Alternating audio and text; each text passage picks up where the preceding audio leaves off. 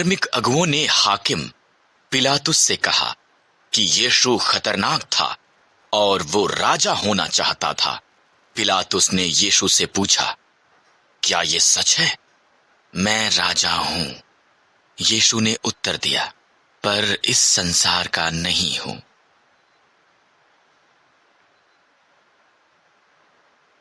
यीशु निर्दोष है, पिलातुस ने कहा। यहां पर उसको मार देने का कोई कारण नहीं है। मैं उसे आजाद करूंगा। पर भीड़ चिल्लाई, इसे मार दो। इसलिए पिलातुस ने यीशु को उसके सिपाहियों से कोड़े मरवाए। उन्होंने उसके सिर पर जबरन एक कांटों का मुकुट रखा। उन्होंने उसकी पीठ पर एक लकड़ी की सलीब रखी। यहां पहाड़ी पर रोमी सिपाहियों ने यीशु को उसके हाथ और पांव सलीब पर रखकर कीले ठोंक दिए। तब उसे ऊंचा टांग दिया गया। यीशु यहां पर दो अपराधियों के बीच में लटका था। यीशु के मित्र रोए। धार्मिक अगुओं ने मजाक उड़ाया और कहा, तुमने दूसरे लोगों को बचाया, तुम अपने आप को क्यों नहीं बचा सकते? पिता, इन्हें क्षमा कर, यीशु ने कहा। जब यीशु की मृत्यु का समय आया, उसने उसकी आंखें बंद की और कहा, ये समाप्त हुआ। उसने उसके महान प्रेम के कारण वो कर दिया जिसके लिए वो आया था। यीशु के शिष्यों में से एक यूसुफ नाम के मनुष्य ने यीशु के मृत शरीर को एक नई कब्र में रखा। उसने इसके सामने एक बड़ा सा पत्थर रखा। लंबा उदास शुक्रवार समाप्त हो गया था। रविवार की सुबह कुछ स्त्रियां यीशु के शरीर पर सुगंधित वस्तुओं को लगाने के लिए गईं। वो जानती थीं कि एक पत्थर कब्र के मुंह पर रखा हुआ था और दुविधा में थीं कि कैसे वो इसे हटाएंगी।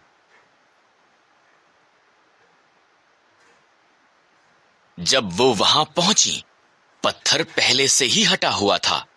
यीशु का शरीर वहां नहीं था और यहां पर स्वर्गदूत कब्र में था। यीशु जीवित है, स्वर्गदूत ने कहा। जाओ, जाकर शिष्यों को बताओ। स्त्रियों ने शिष्यों को बताया।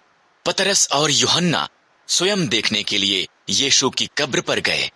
उन्हें वहां केवल यीशु के दफनाए जाने वाले कपड़े दिखे। वो उलझन में घर वापस लौटे। बाद में शिष्य एक कमरे में इकट्ठा हुए। वो जो भी हुआ था उसके बारे में बात कर रहे थे। तब यीशु उन पर प्रकट हुआ। वो भयभीत हो गए। उन्होंने सोचा कि वो एक भूत था। चिंता मत करो, यीशु ने कहा। मेरे हाथों और पांवों को देखो, ये मैं हूं। मुझे छुओ, आगे बढ़ो। तुम एक भूत को छू भी नहीं सकते और भूत खाते भी नहीं, पर मुझे तो सचमुच भूख लगी है। इसलिए उसने कुछ मछली खाई। तब उसने उन्हें सिखाया। वचन साफ कहता है। उसने कहा, मसीह को दुख उठाना और मर जाना और फिर तीसरे दिन मुर्दों से जीवित होना था। अब जो तुमने देखा है वो संसार को बताओ। प्रत्येक ये जान लें कि उनके पाप क्षमा हो सकते हैं अगर वो परमेश्वर की तरफ मुड़ते हैं। ये जो मैंने किया उसके कारण ये सब संभव है।